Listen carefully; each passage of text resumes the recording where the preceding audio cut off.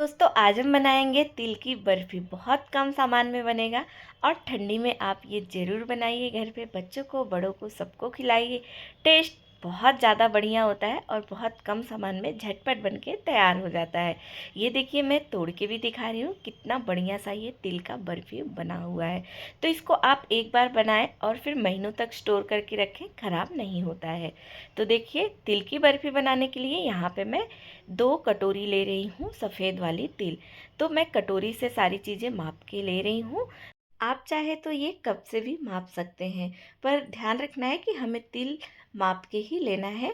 तो अब देखिए, एक कढ़ाई या पैन गैस पे रख देना है। गरम हो जाए तो मीडियम फ्लेम पे ये तिल डाल के भून लेना है।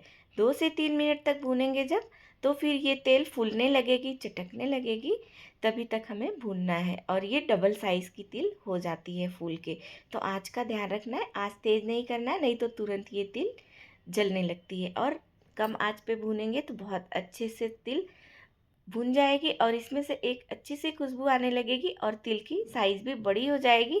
तो यही पहचान है कि तिल हमारा भुन चुका है। तो देखिए, ये तिल ना अब काफ़ी खिला खिला सा हो गया, तो गैस की फ्लेम को मैं बंद कर दे रही हूँ और एक थाली में इसको फिर से पलट लूँगी और थोड़ा सा ठंडा होने के लिए छोड़ दूँगी। ठंडा होने के बाद दोस्तों ना, इसको पीसना है हमें। तो गरम गरम नहीं पीसना है, नहीं तो इसमें से ऐसे ये गीला हो जाएगा, और ठंडा करके ही इसको पीसना है। तो 3 से 4 मिनट रखेंगे। अभी ठंडी का सीज़न है तो बहुत फटाफट से ये ठंडा भी हो जाता है। तो देखिए, अब यहाँ पे मिक्सर जार ले लिया है मैंने और इसको एकदम बारीक सा पीस लेना है। सूखा ही पीसना है, पानी वगैरह नहीं डालना है। ऐसे ही सूखा सा हम पाउडर बना के तैयार कर लेंगे। बहुत आसानी से पीस जाएगा दोस्तों, पीसने में कुछ भी दिक्कत नहीं आने वाली है। तो अब देखिए, ये तिल भी हमने यहाँ पे पीस लिया है। अब इसमें मैं डालूँगी थोड़े से ड्राई फ्रूट्स। ड्राई फ्रूट्स आप अपने हिसाब से डाल सकते हैं, कम ज़्यादा। मैंने इसमें 15 जितना बादाम लिया था और 15 काजू लेके पाउडर बना के डाल दिया। तो 1 कप डाल दूँगी मैं इसमें नारियल का पाउडर, जिसको नारियल का बुरादा भी बोलते हैं।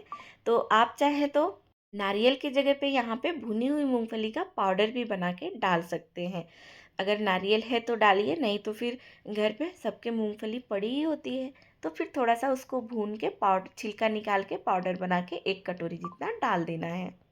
अब देखिए, फिर से पैन हमें लेना है और आँच को एकदम कम रखना है। और ये जो हमने पाउडर बनाया हुआ है, ड्राई फ्रूट डाला है और नारियल डाला है और तिल का पाउडर, इसको 2 से 3 मिनट तक हम एकदम कम आँच पे भूनेंगे। तो इसमें जो कच्चापन रह जाता है, तिल तो वैसे हमने भून लिया था, पर पीसने के बाद भी ना ये थोड़ा सा कच्चापन अंदर से जो रह गया होगा, और नारियल भी कच्चा ही है, तो सारी चीज़ें अच्छे से भुन जाए, बर्फ़ी का टेस्ट ना और बढ़िया हो जाएगा। और इसमें जो तिल में बहुत सारी तिल रहती है ना, तो हल्की सी कड़वाहट रहती है, वो भी गायब हो जाएगी भुनने के बाद, ऐसे पाउडर बनाने के बाद। तो देखिए, अब मैं उसी पैन में ना, जिस कटोरी से तिल मापा था ना, उससे ही 2 कटोरी जितना शक्कर ले रही हूँ। तो उसमें 1.5 कटोरी पानी डालना है। एकदम ध्यान रखना है दोस्तों, 2 कटोरी शक्कर में 1.5 कटोरी पानी डालना है। और जिस कटोरी से हमने तिल लिया था ना, उसी सेम कटोरी या कप जिससे भी आप ले रहे हैं, उससे भी आपको ये शक्कर भी माप के लेना है दोस्तों। तो देखिए, अब ये पिघलने तक पकाएंगे हम। और इसमें फ्लेवर के लिए इलायची पाउडर डाल देंगे। आपको अगर इलायची पाउडर नहीं पसंद है, तो आप ये वाली बर्फ़ी में ना सोट पाउडर का भी इस्तेमाल कर सकते हैं दोस्तों। सोट पाउडर भी बहुत बढ़िया लगती है ये बर्फ़ी में। तो देखिए, चाशनी एकदम अच्छे से पक रही है। तो ये चाशनी को थोड़ा सा गाढ़ा होने तक, चिपचिपा सा गाढ़ा हो जाए, तब तक पकाना है। देखिए, ये अच्छे से गाढ़ी हो चुकी है और इसको हम हाथ पे लेके देखेंगे ना, तो ये देखिए, हल्का सा एक तार आ रहा है। तो इसी तरह की हमें यहाँ पे चाशनी बना के तैयार करनी। देखिए, एक तार आ रहा है इसमें। अब गैस की फ्लेम को एकदम कम कर देंगे हम। और ये जो सारे पाउडर हमने बना के रखे हुए हैं ना भून के, उसको थोड़ा थोड़ा करके ये चाशनी में मिलाएंगे। इकट्ठे नहीं डाल देना है, नहीं तो फिर ऐसा गोला बन जाता है, लम्स आ जाता है, तो फिर उसको निकालना मुश्किल हो जाता है। थोड़ा थोड़ा डालिए, इसी तरह से मिलाते हुए मिक्स करते रहिए, तो बिल्कुल भी इसमें लम्स नहीं आएगा और बर्फ़ी ना बहुत अच्छे से बन के तैयार हो जाएगी। तो देखिए, गैस की फ्लेम का ध्यान देना है, एकदम कम रखना है। गैस को चालू ही छोड़ दीजिए, पर एकदम कम रखिए। तो अब देखिए, यहाँ पे मैंने सारा पाउडर डाल दिया हुआ है और इसको मैं अच्छे से मिक्स कर लूँगी। 1 से 2 मिनट तक ये मिक्स कर लेना है। अब गैस की फ्लेम को बंद कर देना है दोस्तों यहाँ पे। और अब इसमें ना थोड़ा-सा हम घी डालेंगे, 1 चम्मच जितना। 1 चम्मच घी डाल देंगे तो बर्फ़ी एकदम देखने में चमकदार यानी शाइनी सी बनेगी।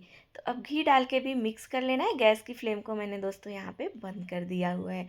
और जब तक ये हम मिक्स कर रहे हैं ना, तो एक प्लेट में हमें घी भी लगा के रख देना है, जिसमें हम ये बर्फ़ी को सेट करेंगे। आपके पास अगर बर्फ़ी का ट्रे है सेट करने का, तो उसमें घी या बटर पेपर लगा के आप सेट कर सकते हैं।